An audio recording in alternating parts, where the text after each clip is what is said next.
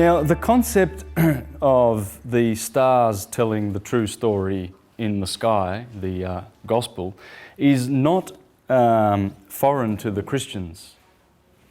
Here are some books that were written basically by churchgoers, right? I'm talking Joseph Cease. This guy is quoted a lot. I mean, he wrote this book in late 1800s, I'm pretty sure. And The Gospel in the Stars. Now, interesting thing about all these books I'm going to show you, written by pretty much churchgoers, who are trying to, because they cannot deny the astrotheology, it's there. It's in the Bible. It's right there. You know, Jesus has 12, Jacob has 12. I mean, here's a passage in Revelation. Revelations 21:12 to 14 says, talking about holy Jerusalem, it says, it had a wall great and high and had 12 gates. And at the 12 gates, 12 angels, and the names written thereon, which are the names of the 12 tribes of Israel, the children of Israel. On the east, 3 gates. On the north, 3 gates. On the south, 3 gates. And the west, 3 gates. And the wall of the city had 12 foundations. That's the city. And in them the names of the 12 apostles of the Lamb, the ruler of them all, the Lamb, because the Son is always called the Lamb. Or it is called the Fisher of Men, the Rock, the Twin, the Scapegoat of Israel, the Lion of the tribe of Israel, Aquarius, the Son of Man. So, can't deny it. So what they do is then they sort of reclaim the story. And but the thing is, they've all pretty much failed to understand the way it goes, because they all start, all of these, they all start with the sign of Virgo, assuming that Virgo, as I told you before, the story about Ophiuchus and serpent's caput, the head of the serpent, is right there next to the tree of the knowledge of good and evil, and there he is seducing the woman to eat from the fruit. Well, they've assumed that the Garden of Eden was here, you see, and then the fall, and we've fallen, and so they've gone around this way, around the gospel, and Francis Rolleston did the same thing, contemporary. Here's one, God's voice in the stars, zodiac signs and Bible truth. This one's called Gospel in the Stars, and this one's called Mazzaroth, Job 38:32. Canst thou tell Mazzaroth? God says to Job, he says, can you, do you know the Mazzaroth, the zodiac? Why would God be asking anyone that when the Bible says that astrology is from the devil? Well, because when you know the wheel and how it pans out with Adam Kadmon, the man in the sky, you see, we are made in the image of God. Right? The Elohim, they say, let us make man in our image. That's the image. 48 constellations. 48 constellations go in your body. The ecliptic runs straight through the centre. Aries in the head, Pisces in the feet. The 2 hands, arms are the twins. There they are. And their deacons are also parts of organs of the body. You know, I mean, there's 36 extra zodiacal signs which make the 360 acupuncture points, basically, of acupuncture, or 360 degrees of a circle. It has to do with, these are holy numbers. They're sacred numbers because they are star numbers. That's why you go to a minor star. I mean, it's not only in religion. It's not only in religion that this stuff is going on. I mean, let's have a look at something, shall we? When you get your master's degree, see, in the secular world, this is the religious world, and this is how, the buffoons are trying to hide their their astrotheology. I mean, please, you've got cardinal, deacon, sexton, moon, you've got all this star stuff in there, elder. So what happens when you are a master? Well, you are able to measure the stars. That's what you are.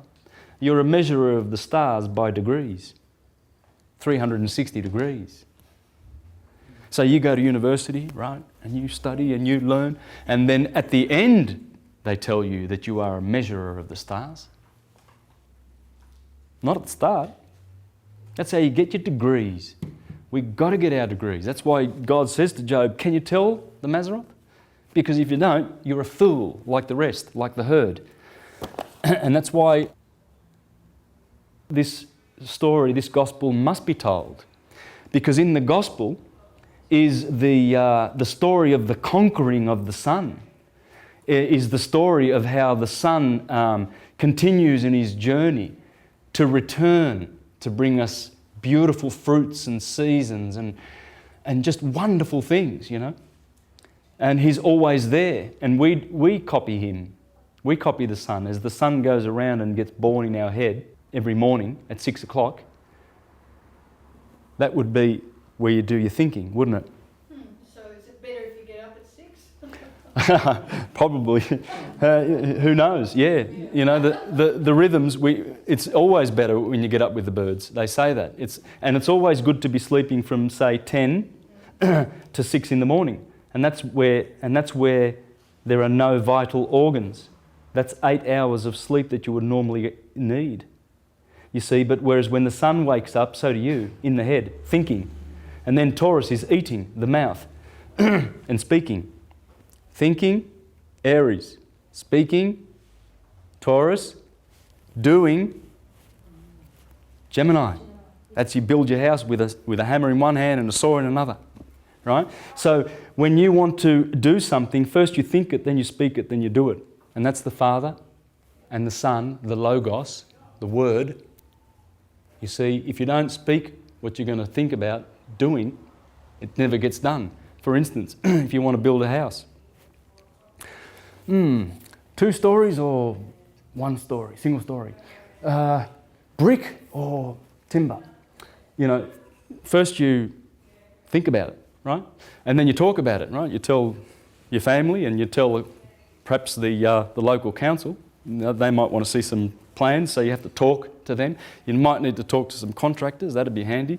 Concreters, they come in handy. So you're speaking now, right? That's the speaking stage, the word. And then you put a hammer in hand and you go away and you do. And that is the Father and the Son and the Holy Spirit. The nous, the logos and the pneuma. Because Gemini, also rules the 2 lungs, which is the pneuma, the spirit. The nous, the logos, and the pneuma, the spirit, the air. And the spirit is always being considered to be the creative factor behind the material universe. And God sent forth his Holy Spirit, and he created the upper waters and the lower waters, right? Because that's the spirit, the doing. Back to this. The hieroglyphs of the heavens. This is a very ancient book. The hieroglyphs of the heavens. Ancient, a good 150 at least years. So I'm talking, these people knew this. But they were all reclaiming the story of the gospel for Christianity, because you can't hide it. But they all, interestingly enough, start their gospels from here. Whereas the Gospels truly start from Aries and Capricorn. Matthew and Luke start here with the nativity scene, and Mark, as I've just shown already, and John begin with, see the Lamb of God who takes away the sin of the world. Because as we've already read, this was dealing with death and sin and awful things, whereas now the Son has, returned and repented. So you've got that. This is an interesting one. The Witness of the Stars by E.W. Bullinger. God's Voice in the Stars, Kenneth Fleming. Peter Le Mesurier wrote one. Now, I'm a big fan of this guy because he wrote about the Great Pyramid. And he's got a lot of great literature, and this I don't think is one of them. Because, well, it is and it isn't, because, I mean, it's wrong. The gospel does not start in Virgo, you know. It starts in Aries. You can start it anywhere, really, if you want to. You can start it anywhere. In fact, you can, because it's a point that defines beginnings wherever it's at. Because it never ends. So you can begin your life in Taurus and be a Taurian, fixed with those qualities, and you will be. Because as the sun and the planets go and produce all these different configurations in the skies, so are there energies that are being reflected back to us along this line of the sin wave, as it is imprinting its mind forces into matter, our matter, and imprints in us the electric and magnetic polarities that we will have for every part of our bodies. The liver, ruled by Mars, hot and fiery. The lungs, ruled by the moon. The brain, the right hemisphere, Mercury. The left hemisphere, the masculine, is Mars. You know, the planets have rulership of everything in your body. Well, you can deny that if you think it's from the devil. Well, go ahead and deny it. And then you will never understand the science and what it means to have Mars in your liver, or the sun in your liver, or to give thanks for the tasty fruits that are given to us by Jupiter, because that's what Jupiter does. Al-Biruni explained that everything's sweet. We give grace to Jupiter. That's Jove. By Jove, you know? Yeah, Sagittarius, the ruler of the happy ones. Wherever Jove rules, Pisces and Jupiter, these guys, they get that jovial, Jupiterian, magnanimous, graceful spirit, because he's the benefactor. He's the greater benefic. Venus is the lesser benefic. So Venus is always there, all right? We're going to see these characters. I'm going to show you some amazing things. So Peter Le Mesurier, the procession of the ages, he called that. The gospel of the stars, celebration of the mystery of the zodiac. Guys, this is pretty incredible stuff. You know, when you really think about this, that Christianity or the churches have tried to reclaim this gospel.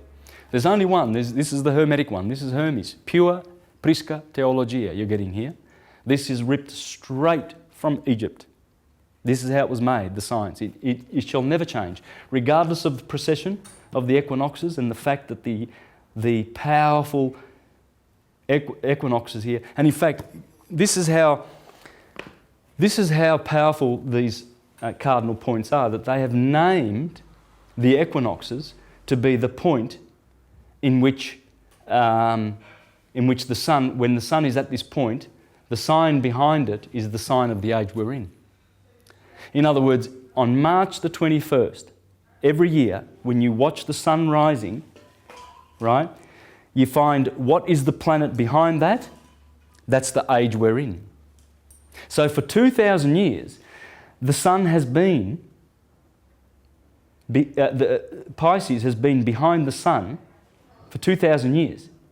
At this point, the equator. That's how important they are, the four horsemen of the apocalypse. What I'm going to do now is share with you some interesting facts, okay? Just some little tidbits about this science to show that this was once upon a time a world religion / science, right? Before patriarchy came in and the theocratic types, right? They are the ones that pushed aside the deists, the people who are worshipping the Creator through this science. The theocrats come along and they say, God is like this and God is like that, and he's an interventionalist. You know, he just jumps in every now and then and says, oh, I'm going to destroy Sodom and Gomorrah now because they're naughty. So I'll intervene in man's affairs. You know. Well, see, that's the kind of God that they paint, the theocratics, because what their intention is to dominate and enslave mankind with an idol. You see, Jesus never was a man. What benefit is it anyway if he was a man? If he was and he said those beautiful things, great, because those things in the Bible are beautiful. The science behind them is beautiful when you work it out. It's all about the transmutation. But the fact that Rome did this is the fact that they've gone after this knowledge and persecuted it, and given us some sort of a historical tradition whereby they can go and meddle in your affairs. In fact, they can call an inquisition if they like. And Rome did do that. The pages of history are bloodied with their deeds. How they used Christianity to bring people into the Inquisition, like Giordano Bruno. For 7 years, they had him in Rome, and they couldn't get him. But finally, they got him on a little technicality that, he belongs to the devil, surely. He's telling the world that we've got to go back to Hermes. He's telling everybody about the Theology, and that all the universe is populated with beings, and that the Bible is not a literal document. Let's get him out of the way. Right, the Inquisition. On the day of his death, they pulled his tongue out and tied it to something and stretched it out so he couldn't talk to the people that were present in the Piazza dei Fiori.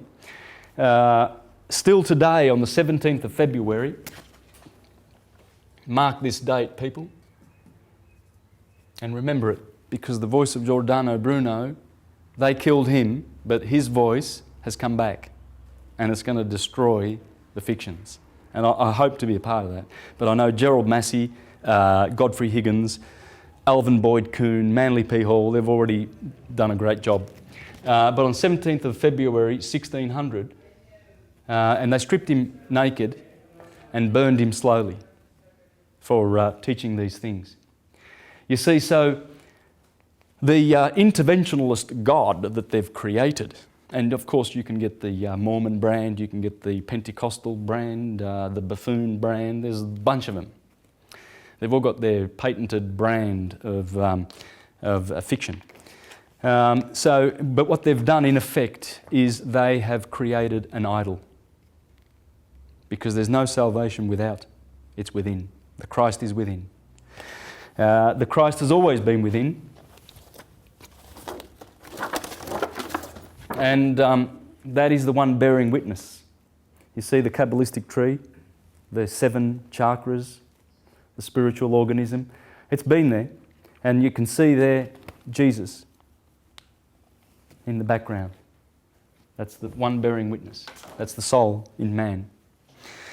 Here's some interesting facts, though, that show this, this unified thought process that we once had before the theocrats came along, okay? Ra, the Aborigines in Australia, there's a tribe that call the sun Ra, like the Egyptians. And there's the Apache Indians. Ra. The Elohim, if you go to Hawaii, they greet you with aloha. Elohim. In Turkey, they greet you with merkaba.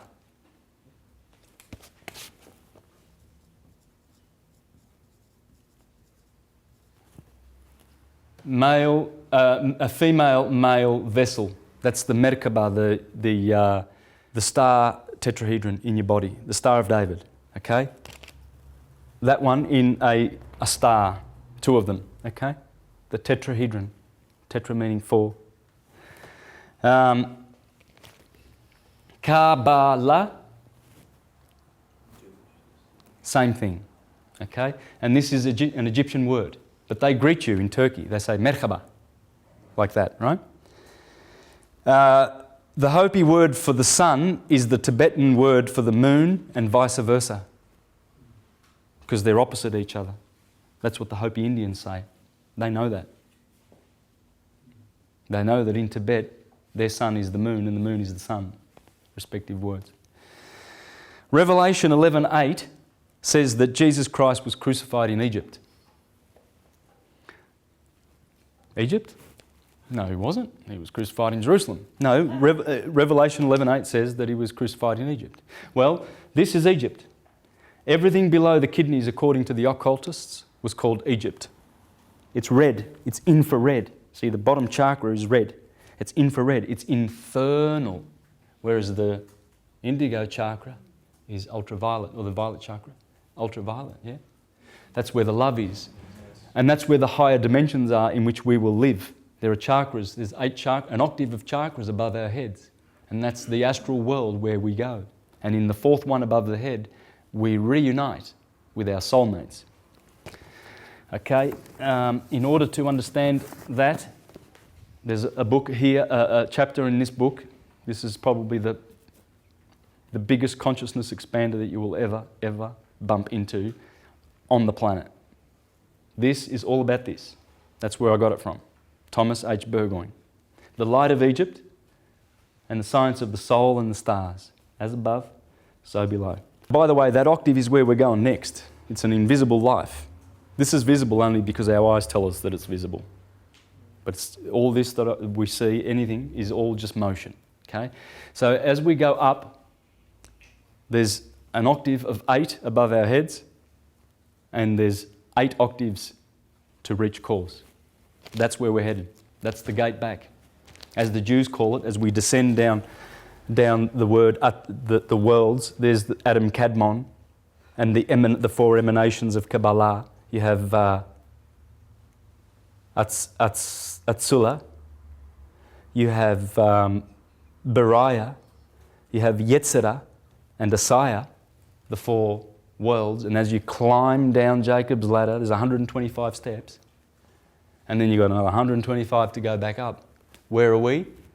Well, that's up to us. It's up to our decisions and how we live our lives. But that's why Jesus was crucified in Egypt, because he gets crucified there on the 21st of December. On the solstice. It's interesting because that's where Jesus gets crucified, but he also is born on the 25th of December, right? Well, there was a guy called Cyprian who said, "Oh, how wonderfully acted Providence, that on the day on which the Son was born, Christ should be born." You know? But then you get the Jehovah's Witnesses who say, "Yeah, but the Bible doesn't say he was born on the 25th, and no one knows when he was born." Yes, that's right. But the point is, when you apply all of the Christian theology and all of their conceived notions and ideas and put it onto that, then you get the origin of it. It's there. You see, and look, when you draw this circle and you put the cardinal points in, that's actually the sign. That's the glyph in astrology for the Earth, right? There it is, that's the Earth. The Sun is that. That dot and the sign of multiplication and addition and the sign of division and subtraction, right? They're all in there. This is Earth, as I've already said, because it adds. Where did your bodies come from? The womb of your mother. Because the mother is the matter. The father provides a little egg called a sperm. That's invisible. That's the spirit. But once they meet in the womb and the 2 eggs unite, then they double and then quadruple, and then they make the Star of David tetrahedron, star tetrahedron, and then and I think that's the last division before it just all those original 8 cells, according to Drumbelow Melchizedek, those original 8 are in the centre of our body and are the original cells that we kept from our mother's womb, and they make the star tetrahedron. The Merkaba has its centre in there, and that's what's causing our Merkaba spin, right? But the earth sign is feminine and it adds. This is water and it multiplies. Water is generation. Scorpio, the generative area. The moon. and the male signs dividing or subtracting and division. And that's the sun, the dot.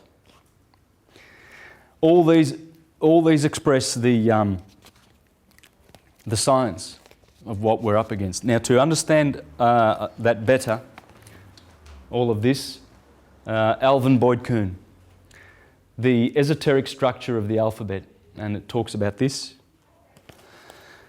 Let me press forward. Now, a lot of people say, oh, but this is only in English. Can't do it in Italian. Oh, yes, you can. I can do it because I speak Italian. There's more connections in Italian, but you just lose all the thing. But I've already mentioned the word bello. It comes from el, Baal, because if you're as good looking as Baal, the sun in his splendor, of course you're bello. And the Spanish article for the male article, definite article, el. And in Italian it's il. In French it's le. Right? It's the same thing. It's el, it's the sun. And la, like would be in French, Italian and Spanish, is la. That would be luna. Yeah. That's what the Elohim mean. El is masculine, Eloha is feminine, and the M is plural. Male, feminine gods. Saturn is a boy, Jupiter is a boy, Mars, a boy, the sun. They're all the top boys. All right? And the feminine ones are below in the sub-solar world. Okay, let's have a look at some characters that turn up in the Gospels, right? When the sun comes through Libra and gets judged, we've already discussed that, and so the betrayal happens. Okay, that's the same as Delilah betraying Samson. Delilah means the door to darkness. Layla meaning the night, I think.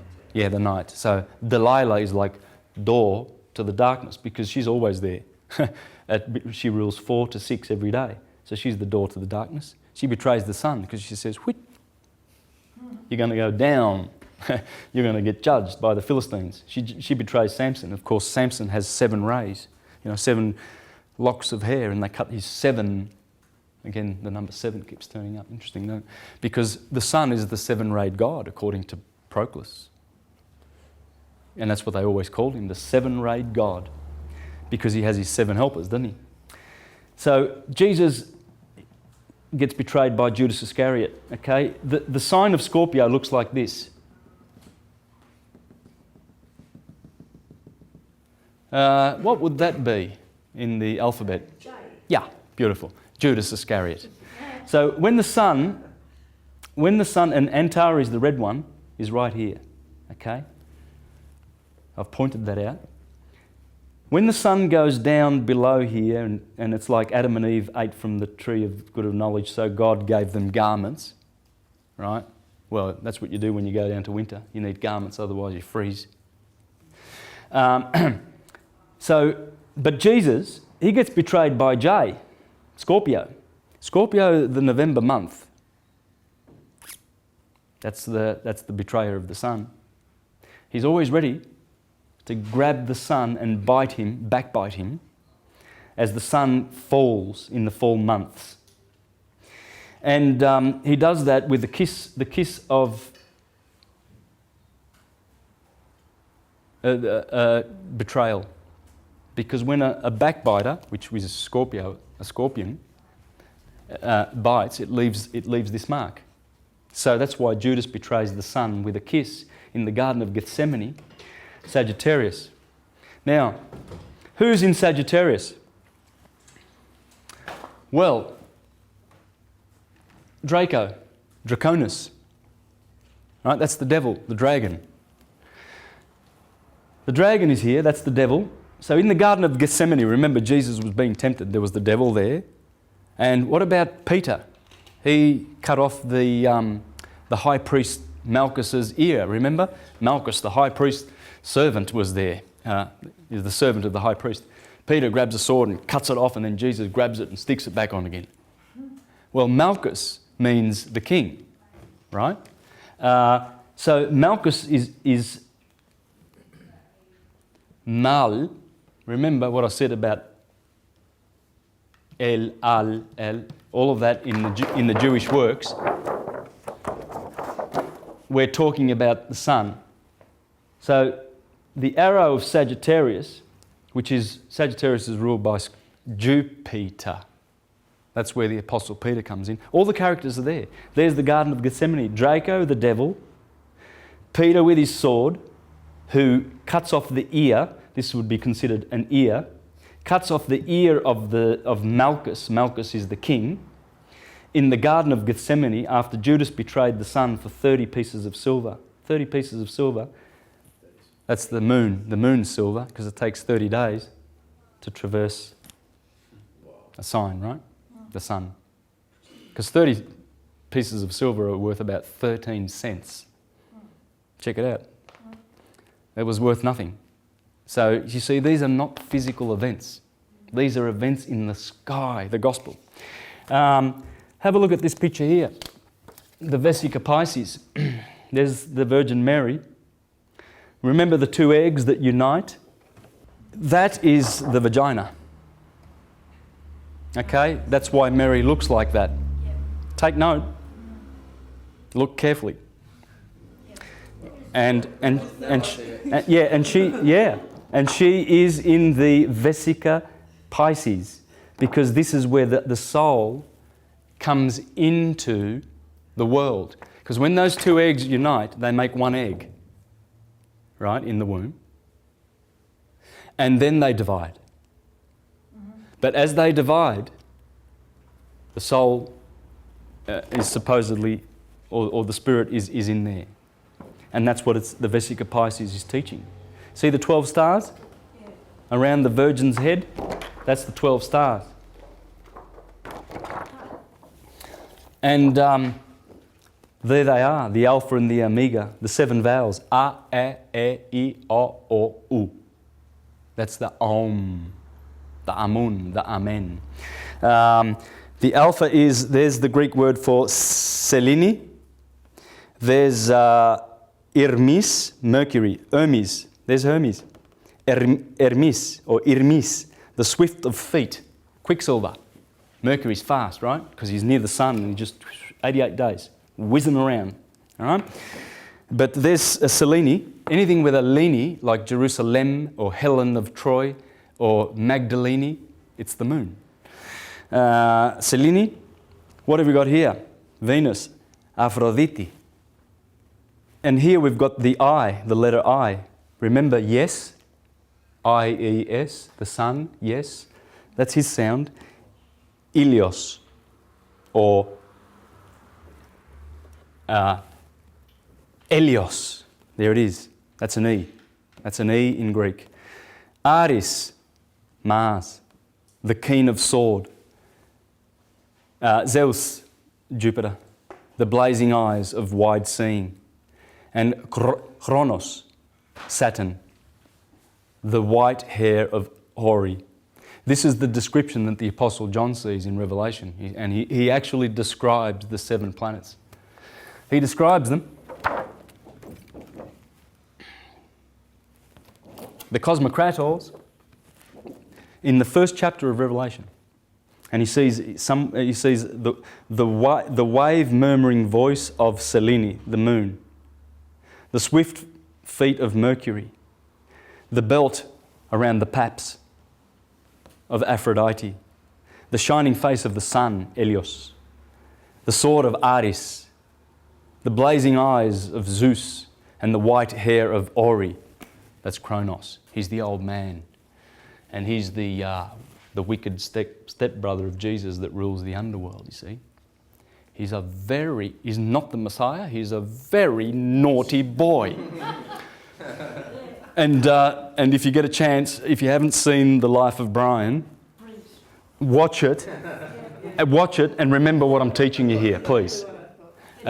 Because it makes a mockery of the theocratic system. John Cleese and all those guys, and and Terry and I knew something. Michael. Sure of it. Yeah, I was just- they are historians. They knew the hocus pocus that was going on in the churches and how ridiculous it was. Let's go to a stoning, shall we? You know, all of that stuff. It's ridiculous. And that's what this is exposing. Let's have a look at some astrotheology from volume 2 of Thomas Burgoyne's Light of Egypt. Volume 1 is the one that I say is got to be read if you want to deepen your knowledge further than this. If you really want to further your knowledge beyond what I'm teaching you, I would really go with volume 1, volume 2. Look at the exquisite stuff that comes out of this. Astrotheology. There is one species of divine revelation which has not and cannot be tampered with, one great Bible, which forms the starry original of all Bibles. This sacred Bible is the great astral Bible of the skies. Its chapters are the 12 great signs. Its pages are the innumerable glittering constellations of the heavenly vault. And its characters are the personified ideals of the radiant sun, the silvery moon, the shining planets of our solar sphere. The simple story of creation begins at midnight when the sun has reached the lowest point in the arc, Capricorn. Interesting. The story, what he's saying is exactly what you just heard, that the story starts here. Well, as I said, Matthew and Luke do start here with the Nativity. All nature then is in a state of coma in the Northern Hemisphere. It is winter time. Solar light and heat are at the lowest ebb, and the various appearances of motion, etc., are the sun's passage from Capricorn to Pisces, 60 degrees. And from Pisces to Aries, 30 degrees, marking 90 degrees or one quadrant of the circle. Then begin, in real earnest, the creative powers. It is springtime. The 6 days are the 6 signs of the Northern Arc. That's the Northern Arc. That's what's called the Northern Arc. That's the Jewish menorah. The sun's always at the top.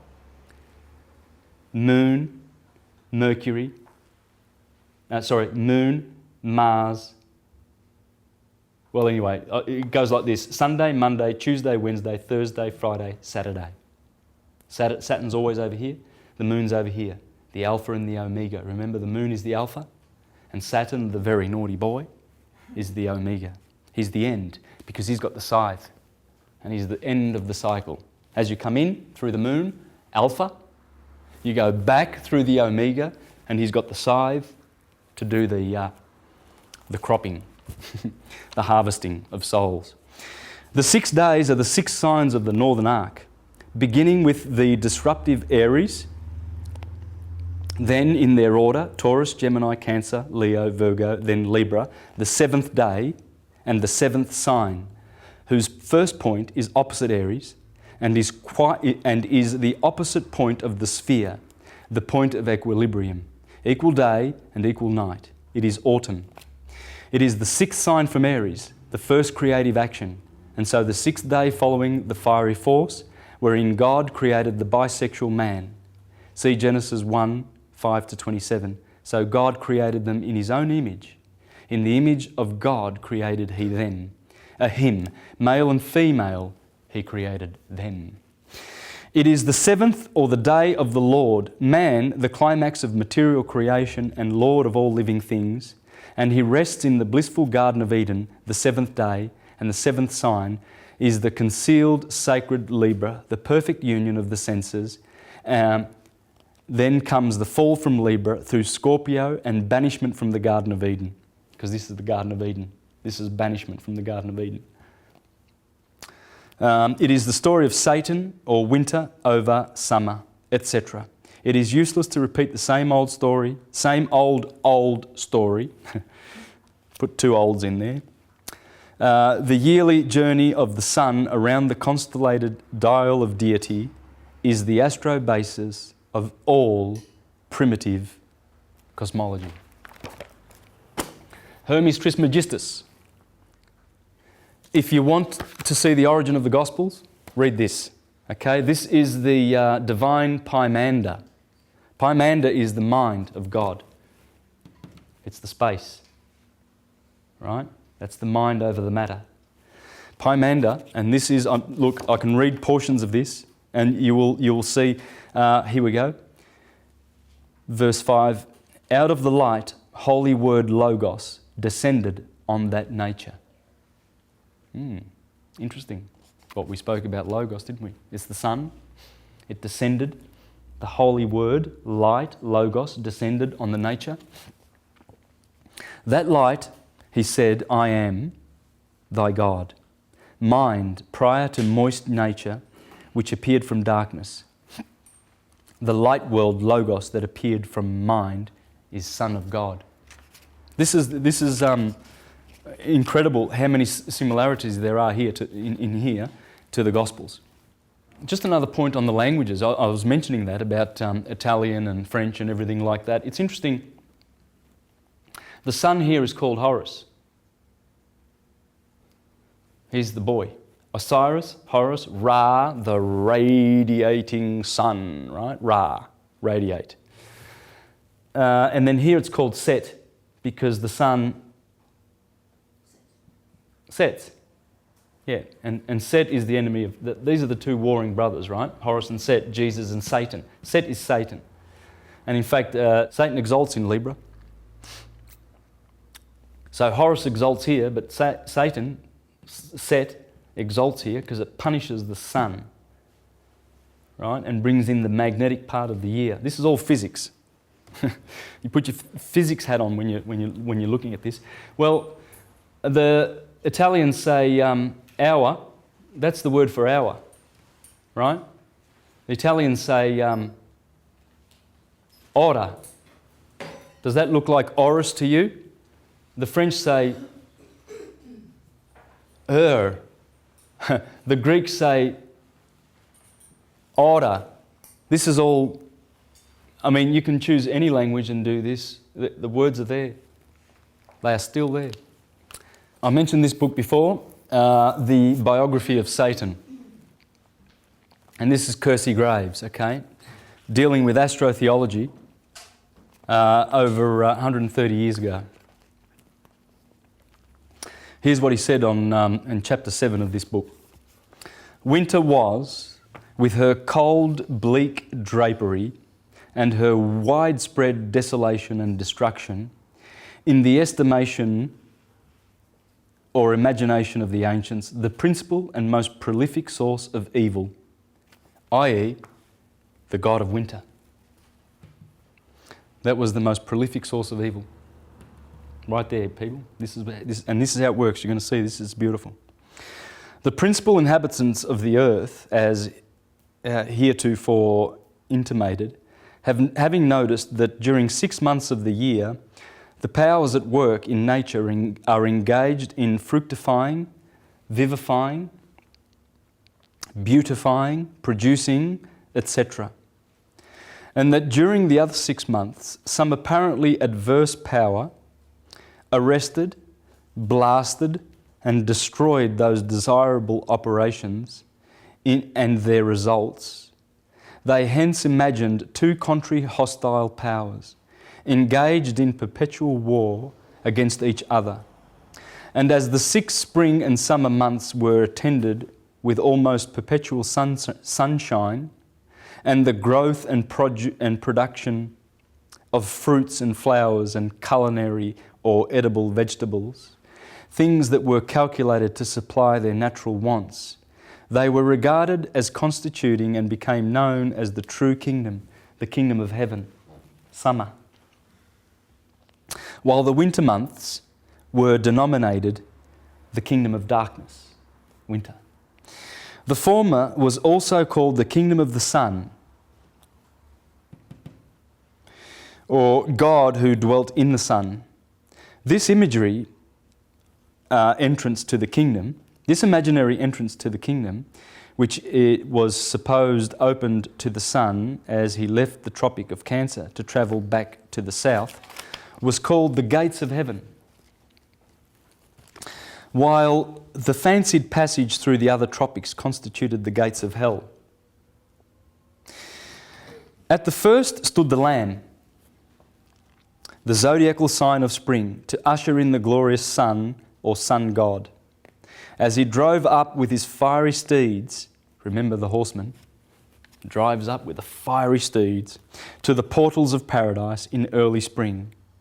At the latter stood the hideous scorpion, dragon or devil, ready to drag everything accessible to his clutches or power, down into his bottomless pit, at one time hitching his tail over and pulling down 1/3 of the stars. Remember, the dragon is here, and he pulls down 1/3 of the stars. That's a third from here to here. Hence you will discover that the devil is from above and not from below, though he descends below every 6 months into Hades, as hereafter explained. You will find, by consulting your almanacs, that Aries, the lamb or ram, is the zodiacal or astronomical sign for March and the first spring month. And the scorpion was, through the eagle, though the eagle is now, the sign of October, the first winter month, in the bisectional division of the year. That is, by dividing the year into 2 seasons of 6 months each. St. John speaks of the dragon having power to hurt the 5 months, and astronomically speaking, he does hurt the vegetable production of the 5 principal prolific months of the year with a vengeance. They are the 5 months, these from here, from Scorpion to Pisces. That's the 5 months that the dragon has power to hurt in Revelation. And St. John's monster with the 7 heads and 10 horns may find a solution in astronomy or astrotheology by assuming the 7 heads to be the 7 summer months, as some nations divided the year in this way, and duplicating the 5 winter months for the horns. And then the story of the dragon pursuing, again, you see the 7 summer months, the 7 white notes of the piano and the 5 black notes of the piano. There's always this 7/5 going on. Okay? How easy it is to imagine then, by observing in the almanac, that the dragon or scorpion, the same thing, is the next sign after the Virgin.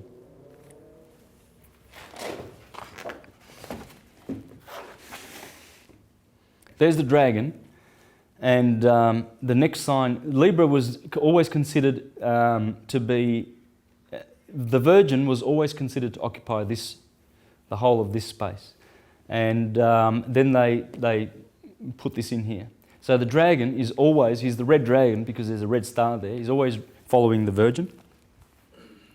And it may be more than fancy to associate the woman and the serpent here with the scene in Eden, where a serpent is represented as tempting a woman, Mother Eve, to masticate a pippin with her new incisors and molars, which never had been used. He's being sarcastic here. Yeah. And as we find a man also Aquarius among the signs of the zodiac, this may be Father Adam.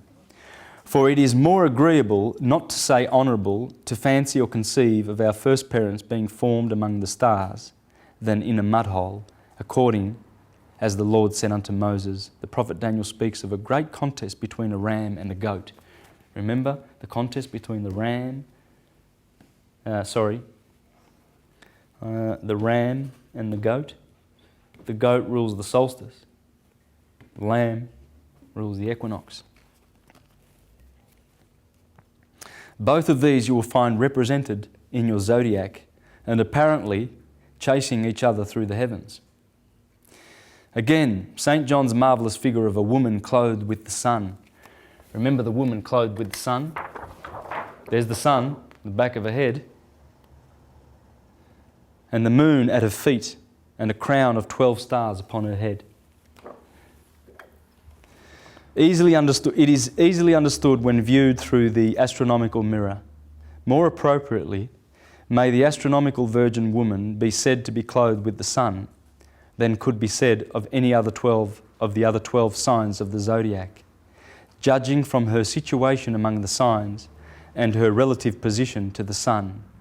There she stands right in the focus of the sun's rays in August, the hottest month of the year, and thus is clothed with the sun more brilliantly than that of any other sign. Of course the Virgin is clothed with the sun. And in here he talks about how the woman is being chased by the dragon and he follows her into the wilderness.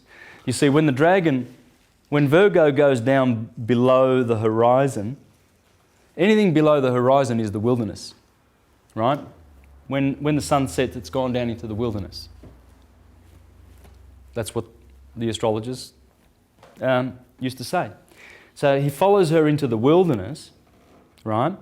And then it says that he gouges out a river from his mouth to swallow the woman. Well, what's coming up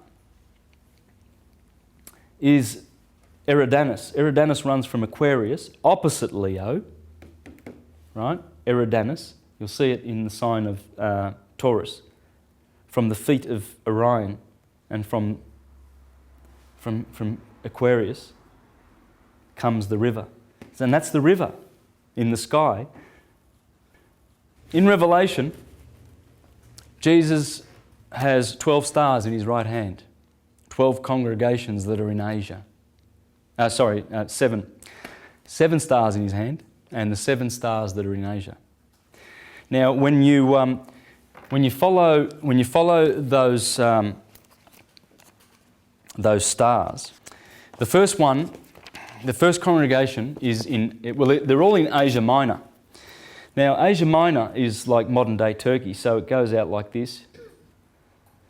And of course, they reckon Troy was here somewhere, but you've got the cities going from Ephesus to Laodicea actually form an arch, right? And it's this arch here.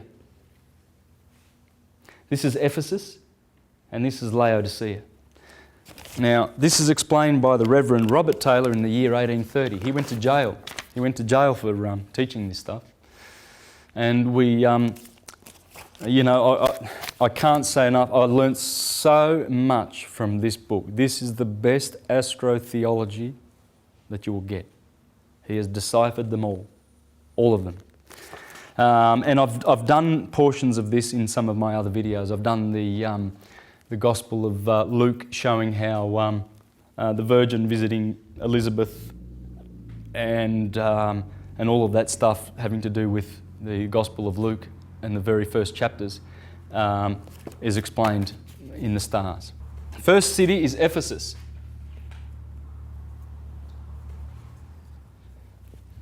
That's the word for Jesus, Jesus. Ephesus from Ephesos. The writing is very small here. Upon Jesus. No, it's all right. The same as Jesus, the Gaelic name of the god Mars, whence our English name for March, who is the Lord of hosts of the Old Testament, the Lamb of Gad. So Jesus is also Mars, because this is Ephesus. This is the congregation in Asia that is Ephesus, Aries. Jesus, as in his role as Mars. Mars, who rules the sign of Aries.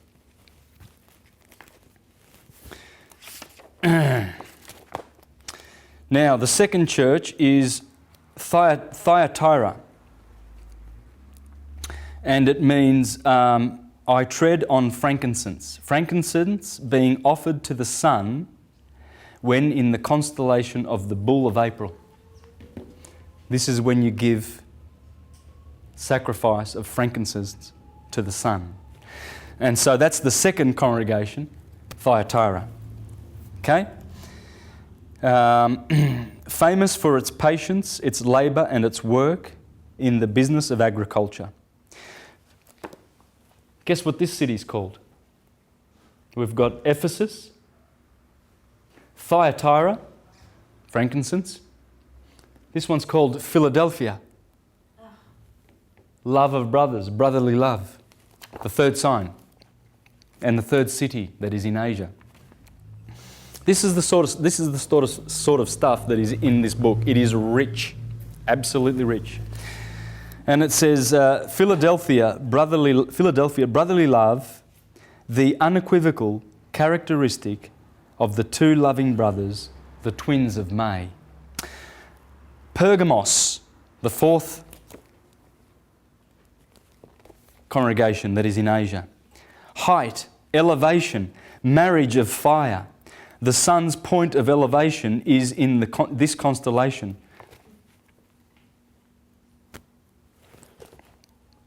Which dwelleth where Satan's seat is. The Hydra's head, being as you see on the celestial globe, immediately under this church, which is Cancer, the crab of June, whose name is Thomas, who in the gospel allegory was but a crabbed sort of fellow and half a mind to go back again, because the crab has to go back again, right? So this is the Pergamos, the height. Pergamos means the height, the elevation.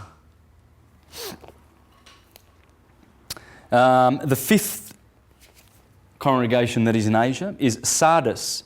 Sardis means the rock, the stone or pillar, and dis means God.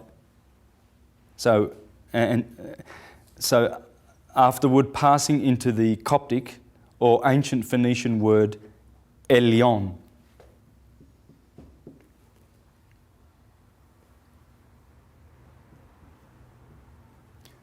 Right? So Sardis in the Phoenician is Elion, the sun. El and on means the being. And in French and English became the word lion. Lion. So Sardis means lion. Right? Smyrna, the sixth. Smyrna. Is this Smyrna? Myrna would probably have to do with Mary. Yeah? Isis Mary. So it says, the word signifying a bundle of myrrh, Smyrna, the offering made to the sun in the Virgin of August. Because there she is, there's myrrh, Smyrna. Having reference to the fragrant posy which she holds in her hand, and to the milk pail of the hand of the Isis Omnia of Egypt. A bundle of myrrh is my beloved to me. That's what the Christ says to this church. The seventh congregation, Laodicea. The last of the summer months, that is, of the Asiatic churches, is Laodicea. That word signifying the just or righteous people, living as you see in the scales of justice. Libra, the balance of September, when the weather is neither hot nor cold but lukewarm, for which Christ, who, like Christians, had no notion of justice, threatens, spew it out of his mouth. Because they had lukewarm water in their mouths. He said, he threatened to spew it out of their mouths. This is the lukewarm part of summer, he's saying, and the justice. So you got Ephesus, or Jesus, Jesus, in Mars. Thyatira, which is the frankincense offered in this month. Philadelphia, brotherly love. Pergamos, the height. That's the height. The month of the height, the highest. Cancer. Sardis, which is Eleon, the lion. The name Sardis tells you it's the lion. Myrrh. And Laodicea. Now I can go on and on and on with these things, and I did mention the word on, on and on. When you turn the light on was the name for the sun in Egypt. It's the one. It's the soul. That's what the name of sun is, isn't it? The solo. Yeah? Or it's called Apollo. Any Greeks? according to Macrobius, Apollo's name is related to the sun. Remember I said he named all those Dionysus, Sabazius, Horus, Pan, Saturn, Jupiter. They're all names for the sun, right? So he's saying here, of course, Apollo, Pollux and Castor. Apollo is up here. Is related to the sun by many different paths of understanding, which I shall pursue in order. Plato writes that the sun was named Apollo as though from apollein tas actinas, that is, from casting his rays, because he is not one of fire's many polon, lowly substances, for the first letter of his name keeps its negative force. So what he's saying is that's the A privative or the A privative, right? When you put, for instance, a Gnostic is one who knows, right? And agnostic, you can do that with anything. Moral, amoral, you know. So what he's saying is Apollo means many. Poly. In Greek they say poly, heaps, many. Right? So Apollo means many. This is what Plato's saying, it's not me. He's saying Macrobius in the 4th century. The first letter of his name keeps its negative force, or because the sun is not one and not many, poly, for Latin too called him sun, sol. Because he is alone, solus, is so bright. That's the word solus. He is alone. Okay, so these are just handy things to keep in mind as I read from Dupuy. Dupuy was Napoleon's one of his friends. And he exposed in this book the origin of all religious worship. And he also contains a description of the zodiac of Dendra. This is the zodiac of Dendra. In there he talks about the universal religion. And he says, I shall not pursue these reflections further, because my object in this work was not that of pointing out all the mistakes of ignorance and the impudence of imposture, but to trace the Christian religion back to its true origin, to show its filiation, to explain the bond which unites it to all the others, and to prove that it is also included within the circle of the universal religion, or of the worship rendered to nature and to the sun as its principal agent. How beautiful, those words. Aren't they just magic? I marvel that, you know, we've had these shining lights in our culture, but the priestcraft have made sure that, you know, you don't go reading these books. They're from the devil. Yes. And he was very scathing toward the priest. You think I'm scathing? I'm mild. I'm pretty mild. Because it's an aberration when you wake up and when you see these things. You see all of these things, man, they're standing out. I don't put them there. You know, look at that, you know, that's there. The setting sun right there on the scales, balance. A scorpion right there to bite the sun. A lamb, the wool of the lamb being the blossom, the bull to plough. It's all on cue. I didn't do that. Judas. Finally, there are a great many people so badly organised that they believe everything except that which is dictated by common sense and sound reason, and who are as much afraid of philosophy as the hydrophobist is of water. Those will not read our pages, and we shall not care much about it. We repeat that we did not write for them. Their mind is of the pasture of priests. the same as corpses are of worms. We only write for our true friends of humanity and reason. The rest belongs to another world. And truly their God said to them that this kingdom was not of this world, or in other words, of the world, where people will reason. And that blessed are those who are poor in spirit, because the kingdom of heavens belongs to them. Let them have their chimeras, and let us not envy the priest for such a conquest. Let us pursue our way without stopping to count the more or less suffrages, which may be obtained by thus offending credulity. And after having laid bare the sanctuary wherein the priest shuts himself up, let us not expect that he will invite those whom he cheats to read our work. Yeah, they're not going to invite, there's no priest going to say, hey, listen, you want to know about the true Theology? Read Dupuy. He's done a great job.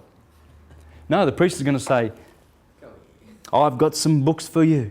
Oh, he's going to love indoctrinating that. And a lot more too.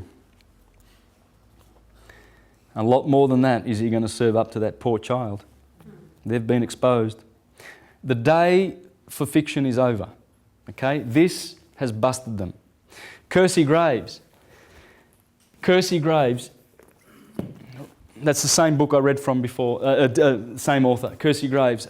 He wrote in his book, The World's 16 Crucified Saviours, he wrote to the clergy way back then, and he said, your game's over. You've been busted. What are you doing? Why don't you go away? Well, the reason they won't go away is because the elites need them. The elites pump a lot of money into the 30,000 fictional Christian religions. They're corporations. They're all doing business. They are corporate entities, all registered with the Securities Stock Exchange Commission in New York, as is our country. Everything in this country is registered in New York. This is one of the states of New York. This is what they do. The people put money, the elites, into their fiction because it serves them. It makes fools and buffoons and slaves of people and little sheep that they can shear. They can fleece and pull the wool over their eyes and lead them to the slaughter like lambs. There's 30,000 registered ones of these. And they get away with their buffoonery by calling themselves charitable organisations. That's what we're doing, but we're registered with the government. Well, that's because you have to. I've talked to Jehovah's Witnesses and such like, mind-controlled idiots. And I have to say that because a lot of these were my friends. I've known in Melbourne, they all know me. I used to serve in the Portuguese-speaking congregation for 2 years. Served in an Italian-speaking congregation for 4 years. I've served as a regular pioneer and a ministerial servant. I mean, they all knew me. Now, I've got congregations of people that know me. I used to go all around Melbourne giving public talks. I was zealous. There was the saying, So, give me a child to the age of 7. yeah, they want them before the age of 7. Yeah. Sodomise them good and proper. Yeah. They do. But I remember just recently speaking in the mall with a couple of these buffoons, and I pointed out to them that their church is a corporation registered and everything, and they says, oh yeah, well you've got to, otherwise you can't function. Yeah.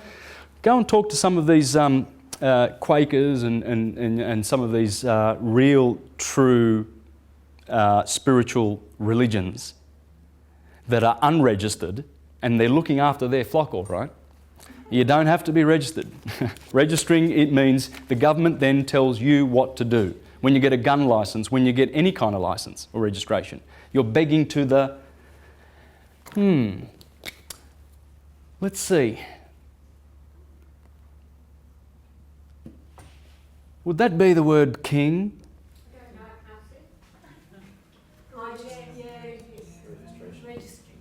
Yeah, so we have to be registered in order as a corporation, in order to function. In order to steal your frickin' money. That's what it's for. I mean, you look at the Watchtower and Track Society headquarters, right? Have a look at the mega properties that they've got. They're worth billions. They own a corporation called Randcam Corporation. They own 51% shares in it, and that corporation makes military machines. Yeah. That's the Jehovah's Witnesses that come knocking on your door. Hello, we'd like to talk about Jehovah to you and see if you can be brainwashed and mind controlled like me. That's the time to send them a running. Randcam Corporation. Have a look at silentlambs.org. Ex-Jehovah's Witnesses. They were involved in the writing department for 30 years at the headquarters in Brooklyn, and they saw all the pedophilia and all the protecting of pedophiles. Check them out. Check them out. Oh, it's all of them. They are all pedophiles. They protect pedophiles because they deal with pedophilia in-house. They don't deal with it. They don't get the cops in.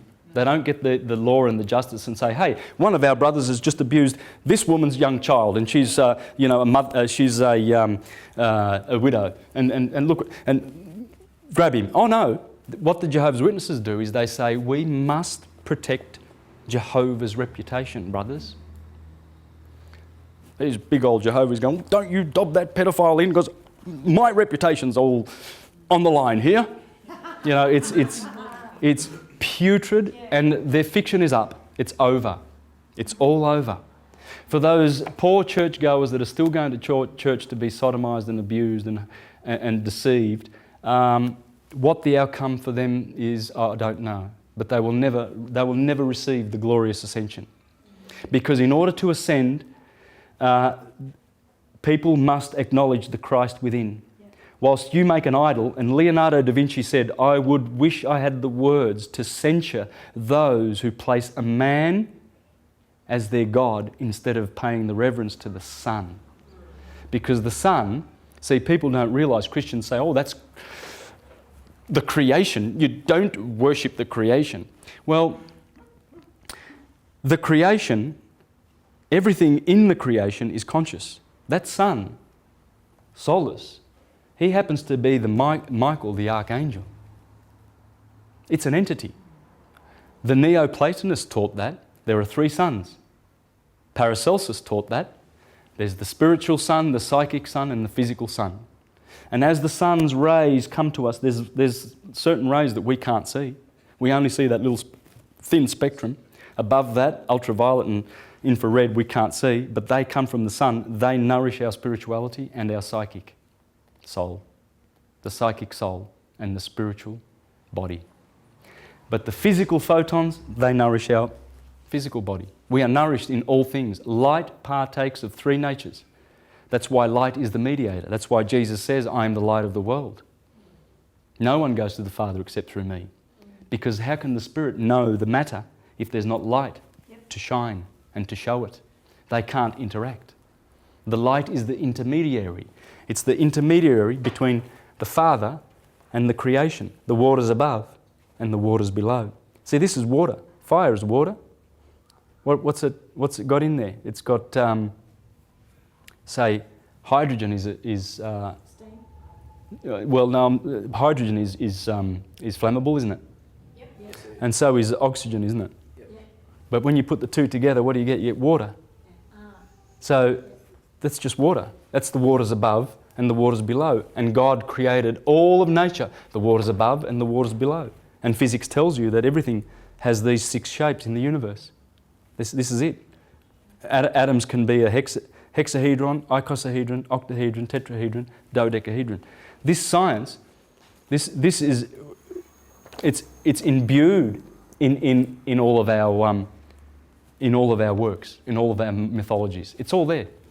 This is a set science. It can never be. See, you can never have. Pisces can never be there. If you're born anywhere in this period, you're Arian, and that's that. I was born on the 24th of March. I'm Arian. I'm not Pisces. No matter how many people say, "Oh, but the equinox is in." No, this is the science. It all has to do with the position of the sun.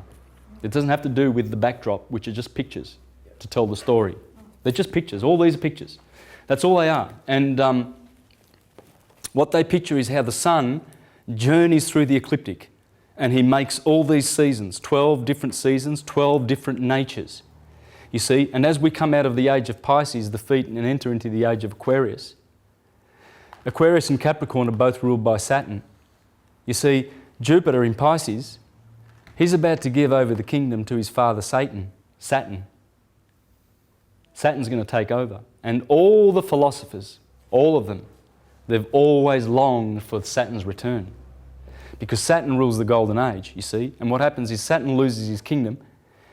He gives it to Jupiter in Sagittarius, right? And then we go through the ages. These are 2,000-year slots, right?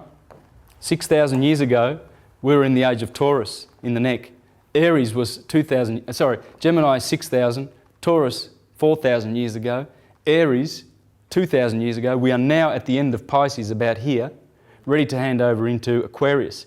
So Saturn lost his kingdom many years ago. Jupiter took it off him, and Jupiter gives it back to him. And that's what we're waiting for. You see, Capricorn, if you go way back, we're in Pisces now, if we go way back to Capricorn when Saturn last ruled, we got a long time before Jupiter gives it back to Saturn in Aquarius. And that's what these guys are talking about. These guys are talking about this science. If you don't understand the science, you're making a fool of yourself and everyone who you attempt to teach. Look, I want to recommend this book, dealing with the myths. This is phenomenal. And in here it talks about Samson. Now, Samson is Shimshem, the little son. And of course he gets betrayed by Delilah and he gets killed. You know, he puts his hand on the two pillars and brings down the temple. That's the year. He brings down the year. This is the temple of God, 12 pillars. He does something very interesting, one of his labours. You know, Hercules does similar labours. He has to kill the Numidian lion, etc. Samson kills a lion, right? Well, Samson does something pretty interesting. He has this wedding, you know, and he invites all his mates, and he's got 30 mates there, and he proposes a riddle. And they said, if you guess the riddle, I'll give you an undergarments, so some underwear. Pretty good, yeah, new underwear, that's nice. You need that. And some cloaks or something, or some overgarments of some kind. I forget. Perhaps it's in here. Here we go. Samson made a feast at his wedding which lasted for 7 days. The sun and seven. It's never like Jesus and his 13 apostles, or King Arthur and his 4 apostles, you know, or 15 tribes of Israel. It doesn't work, right? See, it's already in here. It's got to be 12. The mind of the universe is 12. 12. Dodecahedron. Ether. That's the mind working on the matter. You know? At this feast, there were brought 30 companions. 30. 30 degrees of a slice of the pie.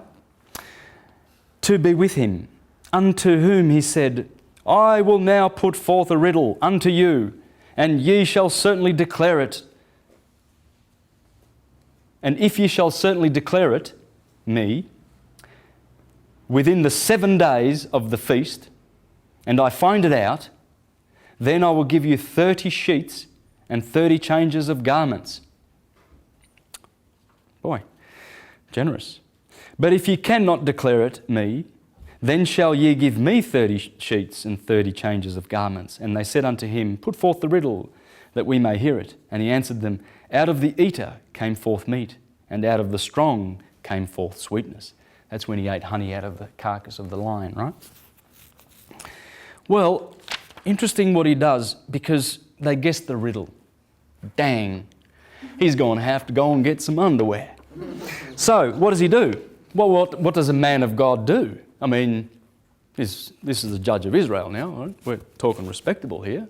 Okay, he's a decent, God-fearing judge, right? So what does he do?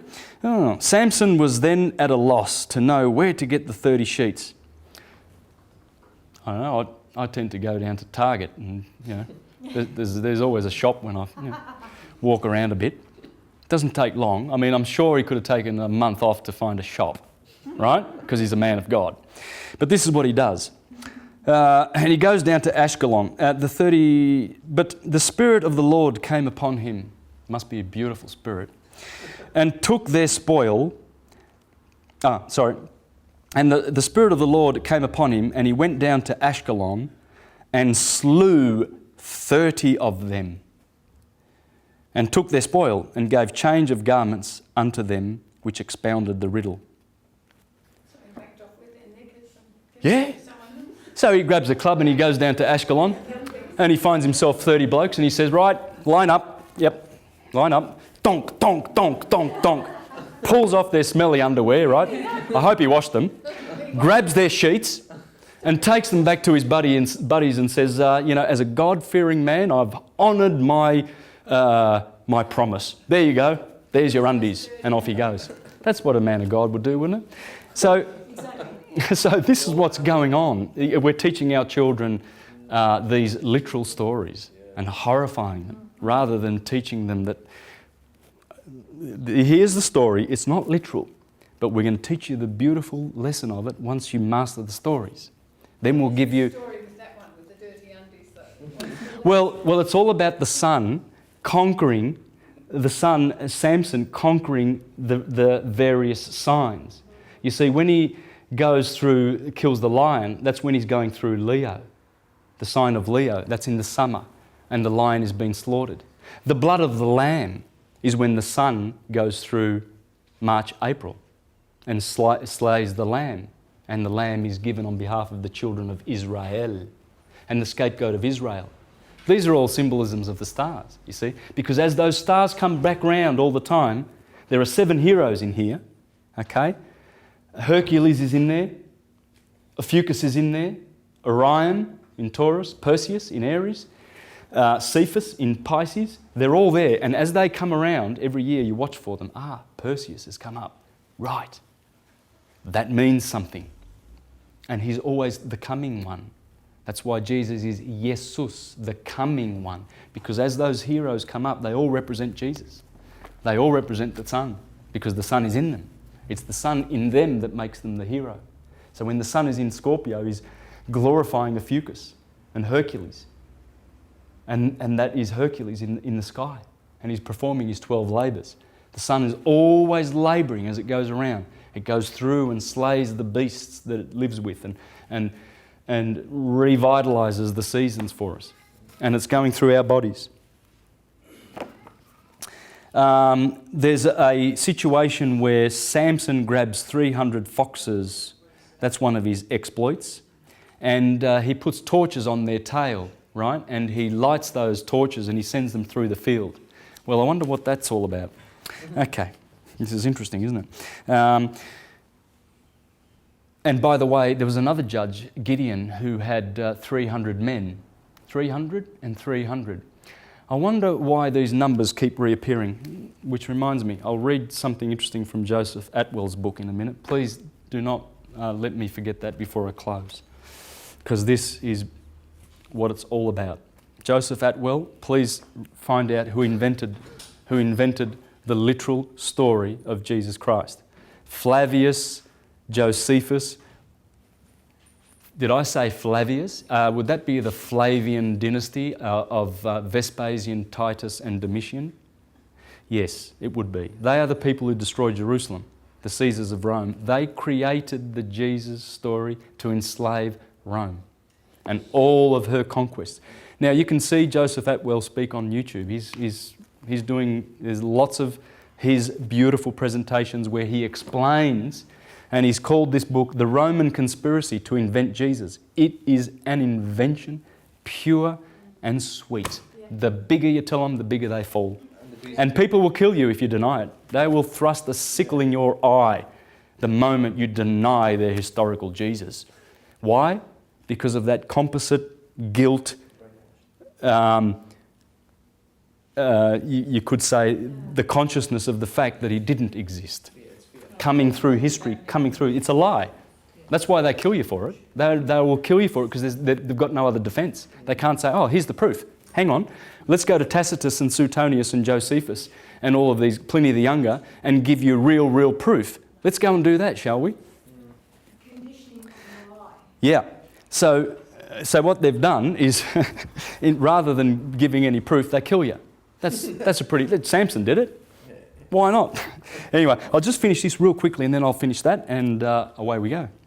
What happens with those foxes? Why is Samson lighting up? I mean, would you really do that? Would you really do that? It's not really physically going to happen, is it? I mean, Samson's not really going to go and kill 30 blokes for their undies. It's not going to happen. Please, Sunday school. Yeah, good strong pair of bonds. Yeah. Surely he could have gone down to the lingerie shop and bought some undies for his friends. That's right. God, no, I think we need to perhaps show the life of Brian in all the 30,000 registered corporate Christian churches. Would have you found it funny when you were Jehovah? No, I found it funny. I was pretty open-minded, yeah. I did a lot of this study way back then, you know. I was reading Immanuel Velikovsky, Alexander Hislop, The Two Babylons. I was going to share something out of this. The Two Babylons by Alexander Hislop. This is an amazing volume. He wrote this in 1913, proving that Rome is Babylon Mark II. Anyway, look, I won't read it, but the fire has to do with the frost of April and Sirius coming up and everything, and they always used to burn the fields, and foxes were a part of it. It's just a solar, lunar, religious tradition. That's what Samson, with his 300 foxes, is all about. Now, in this book, I really do recommend you read that if you want to. Another good book that I want to recommend is Christian Astrology. This is from the 15th century, people. William Lilly. Christian Astrology. Christian Astrology. Chiasmus. This is a good book. It talks about the form history in the Bible. It's talking about folklore that was developed over many millennia, which created forms and shapes of literary works. So, and they are called form history. You see, he says form history is a preliminary study to history of literature.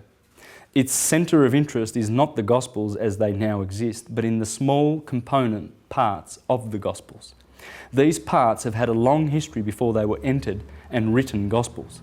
The writer of the Gospel does not create these sections. They are the work of the folk spirit operating unconsciously in the shaping of the material. The writer merely acts as an editor. You see, what they're doing is they're giving transvaluative force to those folklore traditions. That's what they're doing, and it's in the Bible. He calls it form history. And it's beautiful because he goes to point out how the synoptic Gospels all have Jesus at birth, at the age of 12, and at the age of 30.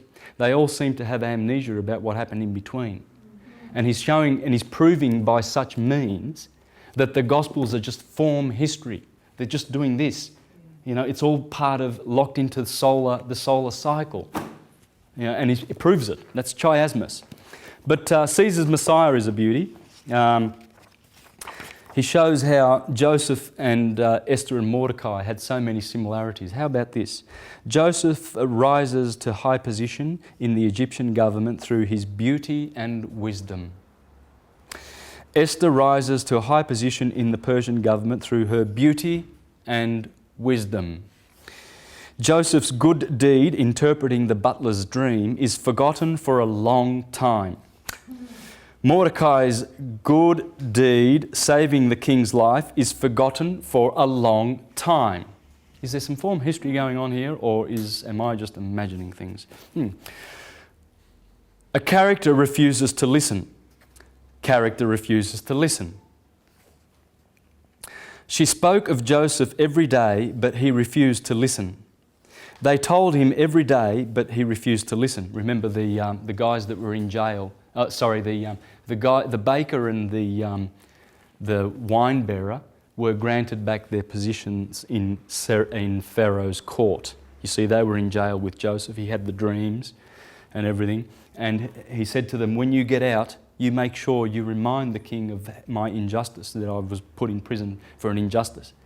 And that's what it's saying there. They told him every day, but he refused to listen. They spoke of Joseph every day, but they refused to listen. The same with Esther. Pharaoh's chief servant is hanged.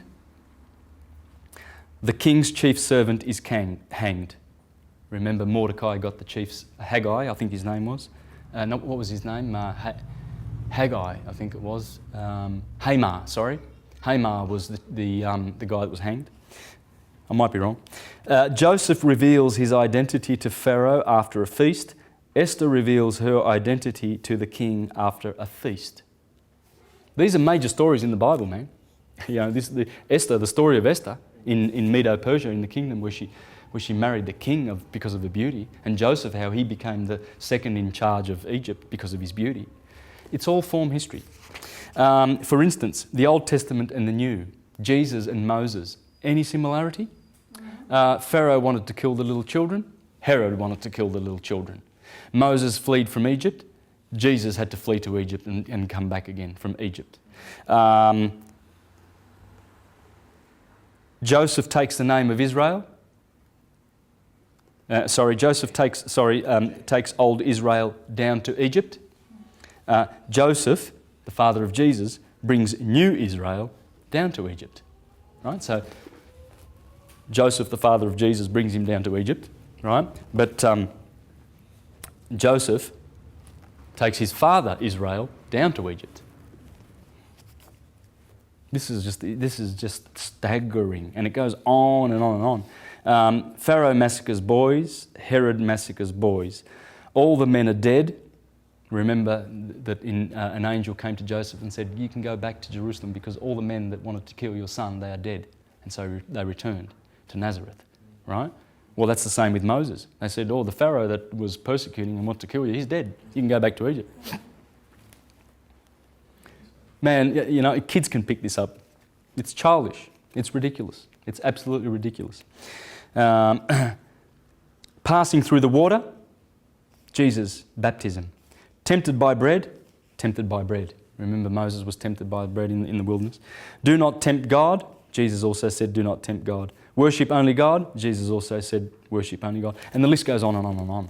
On and on. Look, I'd like to close with some encouragement on a few other products and people that you can look up and reference for this knowledge, okay? The Pyramid Code is a brilliant product dealing with the true origins of Egypt. This is where Hermes, this is where it comes from. And in here, Carmen Bootler produced this, and she's done a marvellous job. In here, she interviewed Abdel Hakim Awian, the indigenous wisdom keeper, who passed away in about 2007. And he was the man. He's the man that's interviewed in here, so you can grab his wisdom. He was one of the people who are directly in line, an origine from Egypt. And he inspired these books. So Stephen Miller went down to Abdel and Hakim and interviewed him and got a lot of wisdom from him. And these books are showing the true history of Egypt being, minimum 50,000, 60,000 years old. Pre-dynastic. Now, I'm going to be doing a tour of Egypt. I just want to mention this. I'm doing this because I want to bring people's attention to the school more than anything. I mean, the fact that they're holding a tour is exceptional, I think. So you can look it up on their website. That is the chematology.com. Okay? Chemet is K-H-E-M. Chem. Chem is the word for chemistry, right? Comes from Noah's son Ham, Cam, black. Chemistry. So this is the Commission School of Ancient Mysticism.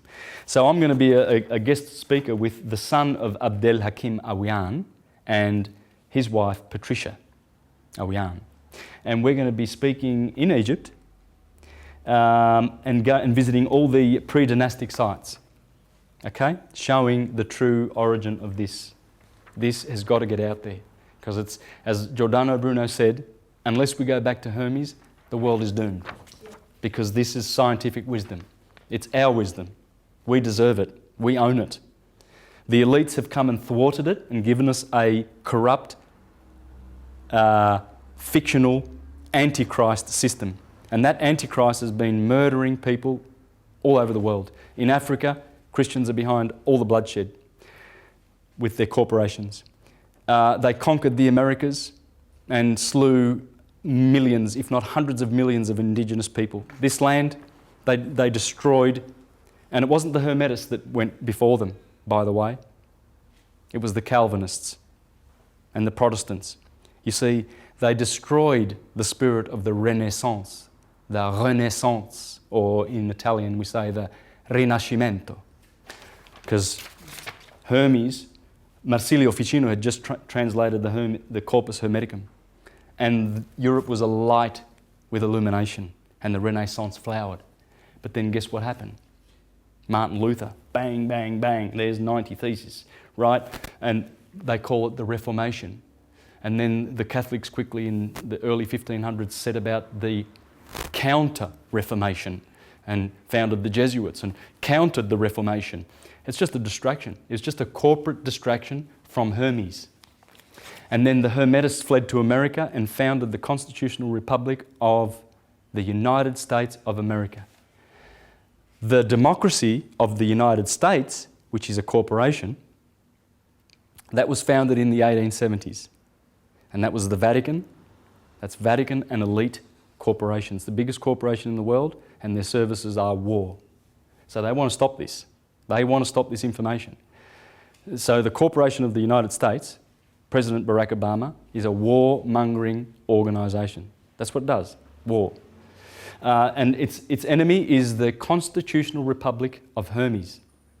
Because Benjamin Franklin, Thomas Paine, Thomas Jefferson, George Washington, they were all Freemasons. They were all Illuminists and Hermetists. Okay? So please understand the difference, and that's what we're going to be talking about. We're going to be actually discussing the pre-dynastic history of Egypt, and the truth is coming out. This truth is coming out. The day of the fiction is over.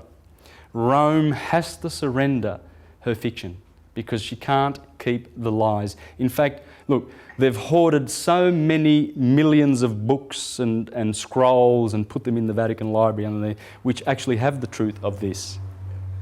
And the time has come for possibly occupy the Vatican and possibly deal some justice to the cardinals and the Pope and the biggest corporation in the universe, and grab those scrolls and enlighten mankind with what's in there, because this is the stuff that is our salvation. It's the true science of as above, so below.